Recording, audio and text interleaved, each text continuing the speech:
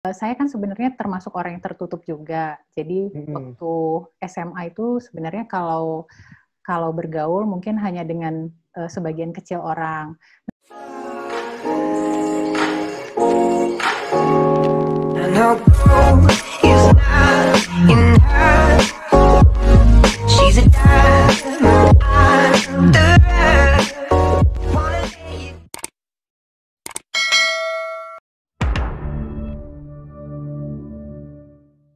Yo Thinkers, kembali lagi sama aku JX Rada di JX Talk. Kali ini episode-nya cukup spesial, kita akan membahas seputar psikologi. Dan kali ini kita kedatangan seorang dosen muda, ya kelihatannya muda nih.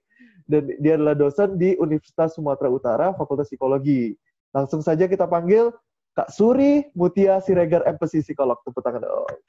Kita mau kenalan dulu nih sama seorang Kak Suri Mutia Siregar, MPC Psikolog. Nah, kakak ini asli Medan? Ya, asli Medan. Lahirnya di Medan, tumbuh besarnya juga di Medan. Sampai kuliahnya di Medan. Di Medan juga kuliahnya. Dan bekerjanya juga di Medan ya? Bekerjanya juga di Medan. Pas SMA nih, itu kira-kira kepikiran untuk masuk psikologi itu kenapa nih, Kak? Kepikiran masuk psikologi karena dari SMP sebenarnya kakak udah punya cita-cita untuk jadi psikolog, Jeff. Pak, gimana? SMP udah punya cita untuk jadi psikolog? Jadi psikolog, iya benar. Kenapa nih, Kak? Kenapa? Pertanyaannya kenapa? Karena kebanyakan orang, bahkan sampai SMA, itu teman-teman Jeff ya, itu bahkan banyak yang nggak tahu apa itu psikologi, Kak. Ini kenapa seorang Kak Suri, pas SMP-nya itu bisa tertarik dengan psikologi? Ini pertanyaan unik nih. Jadi waktu SMP itu kakak suka membaca majalah dan juga buletin wanita gitu, punya sebenarnya. Nah, kebetulan di majalah atau buletin itu suka ada tanya jawab konseling dengan psikolog. Jadi kakak suka sekali gitu melihat bagaimana cara psikolog mengulas dan juga memberikan saran terhadap permasalahan yang dihadapi oleh orang lain. Makanya sejak SMP itu punya cita-cita untuk jadi psikolog dan alhamdulillah kesampaian gitu. Ya, sampai sekarang menjadi psikolog ya, Kak ya. Iya. Ya ampun, dari SMP loh, udah kepikiran gitu ya. Iya. Emang enak banget ya kayak penjelasan dari psikolog-psikolog di majalah buletin itu? Enak, karena mereka memang mengulasnya secara detail, kemudian juga runtut, sehingga pada akhirnya membuat kita juga bisa memandang satu permasalahan dengan perspektif yang berbeda gitu. Berarti kan setelah tamat SMA dari Madua itu kakak masuk kuliah di? Fakultas Psikologi USU. Psikologi USU juga tempat kakak mengajar sekarang berarti ya? Iya. Oke, itu kenapa ada cerita nggak, Kak? Kira-kira pas kuliahnya itu gimana? Soalnya kan aku juga dulu kuliah di USU, di Psikologi USU. Berarti kakak senior lah ya dulunya, yang sekarang sudah jadi dosen ya. Itu kira-kira ada nggak pengalaman suka dan duka ketika sedang kuliah nih, psikologi? Suka dan dukanya ya. Mungkin dari sukanya dulu. Dari sukanya. Kalau dari sukanya, karena saya kuliah di tempat yang memang udah saya idam-idamkan, gitu ya. Jadi ketika saya masuk ke Fakultas Psikologi, saya merasa menyukai hampir semua mata kuliah yang diberikan oleh dosen-dosennya. Jadi gitu, syukur banget ya. Jadi waktu semasa kuliah itu rasanya kalau nggak sakit parah gitu, atau misalnya nggak ada halangan yang terlalu besar, saya pasti akan mengusahakan untuk masuk kuliah supaya bisa dapat materi dari semua dosen-dosennya gitu. Kemudian yang kedua, saya kan sebenarnya termasuk orang yang tertutup juga. Jadi waktu SMA itu sebenarnya kalau bergaul mungkin hanya dengan sebagian kecil orang. Nah, ternyata di Fakultas Psikologi itu diberikan banyak kesempatan untuk menjadi lebih fleksibel gitu ketika berdekatan dengan orang lain gitu. Karena memang dari semester 1 sampai semester 8 kita itu diminta untuk kerja kelompok terus dengan berbagai macam karakter orang, sehingga pada akhirnya ketika saya lulus, saya merasakan ada perubahan dari diri saya. Iya, yang tadinya dari yang SMP kurang suka bergaul, pas SMA pas kuliah itu menjadi lebih fleksibel lah gitu ya, dan kemudian juga lebih toleran dengan perbedaan karakter dengan orang lain. Itu sih yang saya rasakan selama kuliah di psikologi. Itu sukanya nih ya. Ini senang-senangnya yang bagusnya, yang baiknya. Iya, betul. Berarti ada perubahan yang terjadi sama memang ini tempat yang kakak suka gitu ya, Iya. karena kakak sudah idamkan dari SMA. Nah, Mhm. kita masuk ke dukanya. Tadi kan udah suka ya, Dukanya. sekarang dukanya. Apa nih yang bikin Eh, kurang Dukanya jadi suka anak gitu? psikologi apa Hmm. ya? Kalau dukanya dari anak psikologi biasanya ketika misalnya kita ketemu dengan ini sebenarnya duka tapi juga ada benefitnya bagi kita. Jadi kita main-main ke fakultas lain gitu ya. Terus misalnya orang tahu bahwa kita anak psikologi. Jadi biasanya orang tanya, "Oh, anak psikologi ya?" Iya. Coba lihat wajahku, kira-kira kepribadian Aduh. aku gimana gitu kan. Atau misalnya, oh anak psikologi ya, aduh aku harus hati-hati nih bicara sama kamu, kamu pasti nanti bisa tahu gimana karakter aku yang sebenarnya, misalnya gitu. Jadi kadang-kadang orang-orang jadi merasa bahwa kita mungkin bisa membaca pikirannya atau bisa langsung mengetahui karakternya hanya dengan melihat dia gitu. Kemudian yang kedua, kadang-kadang ketika orang tahu bahwa kita anak psikologi, orang langsung menyempatkan untuk curcol misalnya. Jadi walaupun baru kenal gitu kan, tapi oh anak psikologi ya, iya.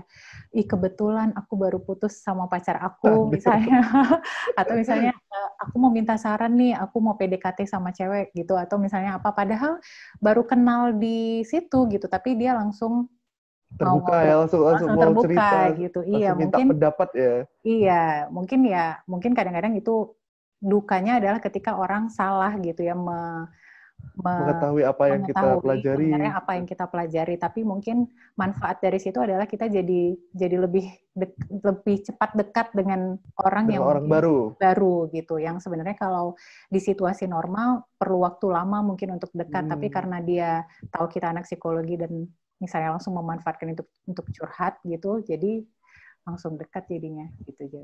Jadi ya ada plus minusnya lah ya, Ada kayak plus ada minusnya. positif dikit, ada Iya, negatifnya gitu. iya. Terus dukanya Eh, satu lagi mungkin tugasnya oh ada banyak. duganya lagi nih. Tugasnya banyak. Apa? Apalagi Oh iya tugasnya dari tugasnya tugasnya ya banyak. benar Iya, benar sih. Setuju saya kalau yang gitu. betul nggak tahu sih gimana gimana perkembangan tugas-tugas mahasiswa saat ini. Cuma kalau waktu waktu saya dulu ketika di semester-semester akhir itu tugasnya jauh lebih banyak sehingga kadang-kadang kami itu bisa pulang dari kampus jam 10, jam 11 malam gitu untuk Ah, mengerjakan tugas itu bersama-sama gitu. Cuma yang saya syukuri adalah karena saya punya kelompok dan punya teman-teman yang memang dekat dan kenalnya itu dan menyenangkan gitu pada akhirnya hmm, tugas walaupun mengerjakan tugas tapi rasanya seperti main-main gitu karena iya. dikerjakan bersama orang-orang yang menyenangkan gitu Jeff. Kayak hangout jadinya Iya kayak kayak hangout, ngobrol-ngobrol. ngobrol-ngobrol. Iya sih. Kalau tugas setuju sih Kak. Tapi di Tugas, sisi lain ya, sebenarnya tugas-tugas yang diberikan itu kan setidaknya memberikan manfaat juga buat kita ya kan Kak. betul. Iya. Mm. Sebagai dosen nih kayak kan Kak. Iya, Gimana nih Kakak apakah memberikan tugas-tugas yang banyak juga kepada mahasiswanya? nggak tahu nih nanti yang nonton apa ya pendapatnya tentang Pendapatnya tugas-tugas. ya. Mungkin mungkin Iya, bisa di komen ya nanti ya. boleh di Kira-kira seorang Kak komen. Suri Iya, itu memberikan tugasnya tugas banyak apa banyak tidak? atau enggak? Iya, Atau enggak? cuma yang pasti itu kan Hmm. ini jujur nih ya, jujur. Oke, oke. Jujur-jujuran Kalau nih. walaupun tugas kita itu banyak, ya ketika kuliah itu kita itu hampir semua mata kuliah memberikan tugas yang banyak dengan waktu yang terbatas. Pada akhirnya ketika kita keluar dari psikologi, kita itu nggak terlalu banyak mengeluh ketika misalnya kita dibebani banyak tugas dari pekerjaan kita. Pekerjaan. Iya, Ya karena benar. mungkin relatif udah terbentuk lah gitu, terbiasa gitu Jadi ya. merasa kecil ya kayak, oh ini Mbak, tugas kuliahku lebih banyak nih kayak gini. Tambah, tambah, Betul, tambah. betul. Satu lagi, satu Iya. lagi. Saya itu kan pemalu waktu SMA. Mm-mm. Jadi di psikologi itu nanti dari awal semester sampai akhir kamu tuh bakal disuruh presentasi terus di depan kelas. Iya. Gitu kan. Jadi di pertama kali saya harus melakukan presentasi di depan kelas tuh saya keringatan, terus saya nggak berani menatap audiens, saya cuma menunduk aja, gemetar juga, megang mic-nya gemetar gitu. Tapi ternyata setelah dilakukan berkali-kali, akhirnya menjadi terbiasa presentasi gitu. Jadi memang kuliah di psikologi itu banyak membawa perubahan baik lah buat Perubahan baik ya kak ya. saya dan mungkin juga untuk teman-teman yang lain. Semoga yang Semoga, menonton ini, semoga. yang lagi kuliah dapat perubahan juga ya dari Ya, psikologi. Atau mungkin yang belum kuliah psikologi bisa tahu nih, ini perubahan-perubahan yang bisa didapatkan dari kuliah psikologi gitu ya kak ya. Tadi kan suka dan dukanya. mm-mm. Terus kira-kira pas kuliah itu ada nggak sih momen-momen yang bikin kakak nggak melupakan nih? Ini momen di psikologi banget nih. Misalnya sama kawan atau sama dosen atau gimana gitu. Ada nggak? Momen yang tidak terlupakan ketika kuliah. Kuliah. Ada. Tapi ini bukan di Fakultas Psikologi, Jeff. Oh, jadi di mana nih, Kak? Ini waktu kami melakukan pengabdian masyarakat dengan anak-anak dari fakultas lain. Oh, pengabdian masyarakat ini tapi bagian dari program psikologi dong ya, Kak? Iya, salah satunya ya Iya, mungkin. salah satu program. Sebenarnya ini program satu organisasi yang kebetulan di organisasi itu ada campuran anak-anak dari berbagai fakultas. Sih. Berarti ini momen pas kuliahnya gitu ya? Pas kuliah. Mungkin ada berkaitan sama psikologi ya dong pasti ya, Kak? Ada. Ada ya? Kita dengar nih. Waktu itu kan saya masih di semester 3, mungkin masih tingkat 2 gitu kan. Kemudian waktu itu kami melakukan pengabdian masyarakat bersama dengan anak-anak dari Fakultas Rumpun Kesehatan. Jadi ada dari Fakultas Kedokteran, ada dari Fakultas Keperawatan, dan ada dari Fakultas Psikologi di suatu desa yang cukup jauh dari Kota Medan. Nah, dari Fakultas Kedokteran dan Keperawatan pada saat itu memberikan layanan pemeriksaan gratis gitu. Jadi ada layanan kesehatan gratis lah ya, kayak periksa gula darah, kemudian ada sunatan dan lain-lain gitu. Nah, ternyata selama di hari H itu terjadi kendala teknis, Jeff. Jadi kegiatan yang harusnya dimulai jam 8-an akhirnya molor ke hampir jam 11 gitu. Nah, sementara waktu itu kondisinya panas dan juga masyarakat banyak yang udah ngantri di situ berkumpul gitu. Nah, karena molor ini akhirnya kan masyarakat marah gitu ya. Jadi mereka tuh ngamuk lah gitu. Ini kok lama banget gitu. Ini ada apa? Dan mulailah mereka mengeluarkan suara yang tinggi gitu karena memang nggak sabar disuruh menunggu sudah hampir 3 jam. Kemudian ketika suasananya sudah semakin panas, tiba-tiba teman-teman saya dari fakultas yang lain itu tiba-tiba mendorong saya gitu, bilang, kamu kan anak psikologi, pasti bisa menenangkan orang. Ayo kamu ke depan deh, coba ini tenangkan para pendemo yang ada di depan gitu. Itu sih mungkin, dan waktu itu sih ya saya ketakutan juga kan, maksudnya ya menolak, jangan udahlah kita mulai aja acaranya, kita lebih baik fokus ke kendala teknis yang sekarang ada aja, nggak usah menenangkan orang-orang ini gitu sih waktu itu. Jadi terakhirnya nggak jadi ya? Enggak. Itu mungkin salah persepsi, Bre. Salah persepsi, karena mungkin dianggap mungkin kalau orang di psikologi berarti dia bisa membantu menenangkan orang yang sedang marah gitu kali aja. Apalagi kakak di situ masih kuliah berapa? 1,5 tahun ya? Iya. Iya kan, 3 semester kan? 1,5 tahun.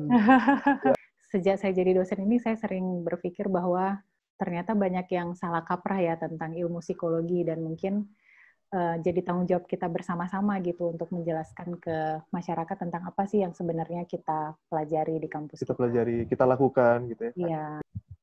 Oh, kenapa sekarang kira-kira seorang Kak Suri itu memilih untuk menjadi pengajar? Karena yang pertama, awalnya sekali dulu memang punya minat gitu ya untuk menjadi pengajar, tapi ternyata setelah benar-benar menjadi pengajar, bergaul dengan mahasiswa dan juga dosen-dosen itu juga memberi pengaruh baik nih bagi saya gitu, karena jadinya ingin selalu mengembangkan diri gitu, mungkin karena berada di lingkungan akademisi itu sih mungkin, Jeff. Pengaruh baiknya adalah ketika bergaul sama lingkungan akademisi sekarang itu ya. Iya, jadi pengen pengaruh baik bagi saya. Mengembangkan diri, skill gitu, makin berkembang, makin aktif gitu ya, Kak. Betul. Dan Kak Suri, ini off the record nih, aku belum pernah ada bahas apapun sebelumnya. Ini ada satu hal yang sebenarnya ini aku diam-diam lakukan nih di belakang Kakak. Apa jadi itu? aku ada searching tentang Kakak, terus aku ada nanya sama beberapa mahasiswa nih. Beberapa mahasiswa tentang sosok seorang Kak Suri. Itu sebagai dosen pengajar itu seperti apa? Ya kan? Dan ini sudah aku catat. Ini aku catat.